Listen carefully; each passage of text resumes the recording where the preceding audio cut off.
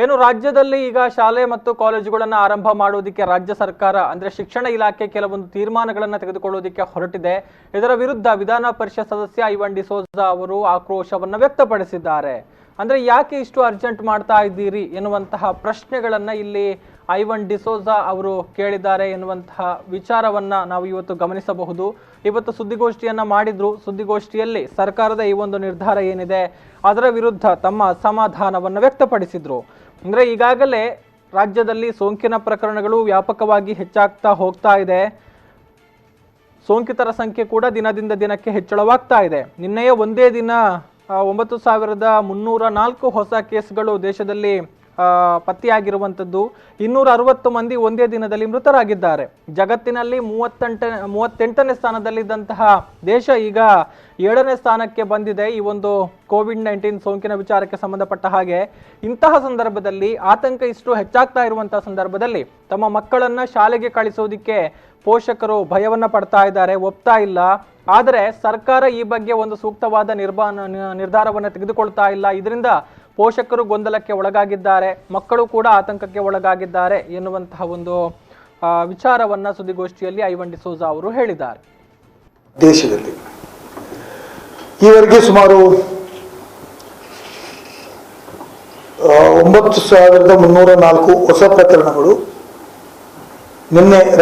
ನಿನ್ನೆ ಒಂದು ದಿವಸದಲ್ಲಿ 9,304 ಹೊಸ ಪ್ರಕರಣಗಳು ರಿಪೋರ್ಟ್ ಆಗಿದ್ದಾವೆ. One day 9,304.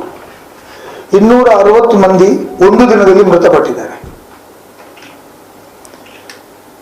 ಈವರೆಗೆ ಮಹಾರಾಷ್ಟ್ರ ರಾಜ್ಯ ಒಂದರಲ್ಲಿ 77,000ಕ್ಕೂ ಅಧಿಕ ಪ್ರಕರಣಗಳು ಪತ್ತೆಯಾಗಿವೆ.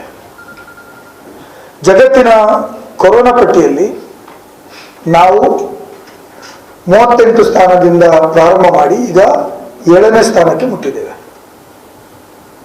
ಅದರರ್ಥ ಲಾಕ್ಡೌನ್ ಸಡಿಲಿಕೆಯಿಂದ ಕೊರೋನಾ ಸೋಂಕು ಹೆಚ್ಚು ಆಗಿದೆ ಅಂತ ಹೇಳೋದು ಎಲ್ಲ ಅಂಕಿಅಂಶಗಳು ನಮಗೆ ತಿಳಿಸ್ತವೆ. ಈಗ ನಮ್ಮಲ್ಲಿರುವಂತಹ ದೊಡ್ಡ ಸಮಸ್ಯೆ ಇದನ್ನು ಹೇಗೆ ನಾವು ತಡೆಗಟ್ಟಬೇಕು ಅಂತ ಹೇಳುವಂತ ಸರ್ಕಾರ ಇಲ್ಲೇ ಒಂದು ಕಡೆ ಸ್ಪಷ್ಟವಾದ ನಿರ್ಧಾರವನ್ನ ತೆಗೆದುಕೊಳ್ಳಲು ವಿಫಲ ಆಗ್ತಾ ಇದೆ.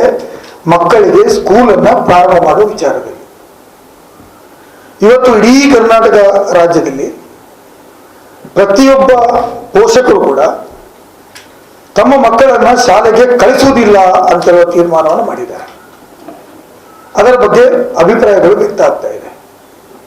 ಆದರೆ ರಾಜ್ಯ ಸರ್ಕಾರ ಒಂದು ಸ್ಪಷ್ಟವಾದ ತೀರ್ಮಾನ ಕೊಡುವುದನ್ನು ಬಿಟ್ಟು ಗೊಂದಲದ ವಾತಾವರಣವನ್ನು ಸೃಷ್ಟಿ ಮಾಡ್ತಾ ಇದೆ. ಅಯ್ಯೋ, ನೀವು ಪ್ರಾರಂಭ ಮಾಡೋದಕ್ಕೆ ಬೇಡ ಹೇಳಲಿಲ್ಲ. ಪರಿಸ್ಥಿತಿ ಹೇಗಿದೆ? ಬೇರೆ ಬೇರೆ ದೇಶಗಳಲ್ಲಿ ನೀವು ಕಂಪೇರ್ ಮಾಡಿದ್ರೆ, ಇಲ್ಲಿ ಫ್ರಾನ್ಸ್ ಇರ್ಬೋದು, UK ಇರ್ಬೋದು, US ಇರ್ಬೋದು, ಅಲ್ಲಿ ಕೂಡ ಇದೇ ರೀತಿಯ ಸೋಷಿಯಲ್ ಡಿಸ್ಟೆನ್ಸಿಂಗ್ ಮಾಡಿ 3 ತರ ಸ್ಲ್ಯಾಬ್ಗಳನ್ನು ತೆಗೆದುಕೊಂಡು ಬೆಳಿಗ್ಗೆ ಮಧ್ಯಾಹ್ನ ಸಂಜೆ ಬ್ಯಾಚುಗಳನ್ನು ಮಾಡಿ ಶಾಲಾ ಕಾಲೇಜುಗಳನ್ನು ಪ್ರಾರಂಭ ಮಾಡಿದರು. ಅಲ್ಲಿ ಶಾಲಾ ಕಾಲೇಜುಗಳು ಪ್ರಾರಂಭ ಮಾಡಿದಾಗ ತರಗತಿಯ ಸಂಖ್ಯೆ 30%ಗಿಂತಲೂ ಕಡಿಮೆ ಇದೆ.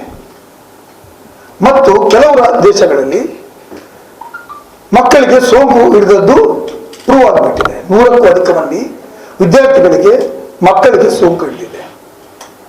ನಮ್ಮ ಕೊರೋನಾ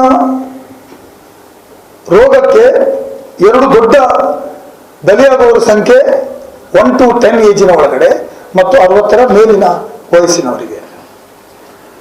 ನೀವು 1 to 10 ಒಳಗಿನ ಮಕ್ಕಳಿಗೆ ಮತ್ತೊಮ್ಮೆ ನೀವು ಶಾಲೆಗೆ ಕಳಿಸ್ತೀವಿ ಅಂತ ಹೇಳ್ತಕ್ಕಂಥದಕ್ಕೆ ಅವಸರಕ್ಕೆ ಕಾರಣ ಏನು ಅಂತ ನಾನು ಸನ್ಮಾನ್ಯ ಶಿಕ್ಷಣ ಸಚಿವರ ಹತ್ರ ಮತ್ತು ಮುಖ್ಯಮಂತ್ರಿಗಳ ಹತ್ರ ಕೇಳಬಯಸ್ತಾ ಇದ್ದೇನೆ.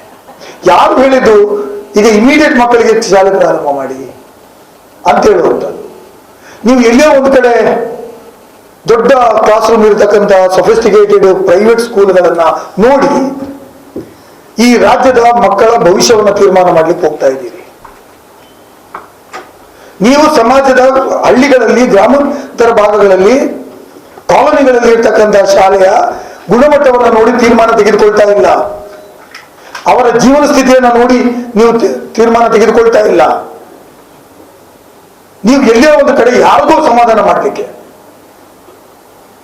ನಿನ್ನೆ ನಾನು ಒಂದು ವಾಹಿನಿಯಲ್ಲಿ ಲೈವ್ ಅಲ್ಲಿ ಕೂತಿದಾಗ ಒಬ್ಬ ಫೋನ್ ಮಾಡಿ ಕೇಳ್ತಾನೆ, ರಾಜಕಾರಣಿಗಳ ಶಾಲೆ ಜಾಸ್ತಿ ಇದೆ, ಅದಕ್ಕೆ ನೀವು ಶಾಲೆ ಓಪನ್ ಮಾಡ್ಲಿಕ್ಕೆ ಒತ್ತಡ ಆಗ್ತಾ ಇದ್ದೀರಿ ಅಂತ ಹೇಳ್ತಾರೆ. ನಾನು ಮುಖ್ಯಮಂತ್ರಿಗಳ ಹತ್ರ ಸುರೇಶ್ ಕುಮಾರ್ ಅವ್ರ ಹತ್ರ ಈ ಪ್ರಶ್ನೆಯನ್ನ ಟ್ರಾನ್ಸ್ಫರ್ ಮಾಡ್ತೀನಿ. and I am asking the answer from him, the state government. ಇದು ಹೌದಾ ಅವ್ರು ಕೇಳಿದ್ದು ಅಂತ ಅದಕ್ಕೆ ಉತ್ತರ ಕೊಡಿ. ರಾಜಕಾರಣಿಗಳು ಶಾಲೆ ಪ್ರಾರಂಭ ಮಾಡಿದ್ದಾರೆ, ಅವರ ಶಾಲೆಗಳಿಗೆ ದೊಡ್ಡ ದೊಡ್ಡ ಶಾಲೆಗಳಿದ್ದಾವೆ. 1ರಿಂದ 10ನೇ ತರಗತಿ ಮಕ್ಕಳ ವಿಷಯದಲ್ಲಿ ಶಾಲೆ ಆರಂಭಕ್ಕೆ ಸಂಬಂಧಪಟ್ಟ ಹಾಗೆ ಇಷ್ಟೊಂದು ಅವಸರ ಯಾಕೆ ಅನ್ನುವಂಥದ್ರ ಬಗ್ಗೆ ಶಿಕ್ಷಣ ಸಚಿವರು ಉತ್ತರವನ್ನ ಕೊಡಬೇಕು.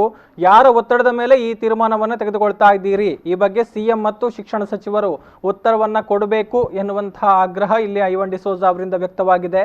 3 ತಿಂಗಳ ಕಾಲ ತರಗತಿಗಳನ್ನ ಮುಂದೂಡಿದ್ರೆ ನಷ್ಟ ಏನಾಗುತ್ತೆ, ಶಾಲೆಯಲ್ಲಿ ಸೋಂಕು ತಗುಲಿದ್ರೆ ಅದಕ್ಕೆ ಯಾರು ಹೊಣೆ ಎನ್ನುವಂತಹ ಒಂದು ಪ್ರಶ್ನೆಯನ್ನು ಕೂಡ ಇಲ್ಲಿ ಐವನ್ ಡಿಸೋಜ ಅವರು ಕೇಳಿದ್ದಾರೆ ಅನ್ನುವಂಥದ್ದನ್ನು ನಾವು ಗಮನಿಸಬಹುದು.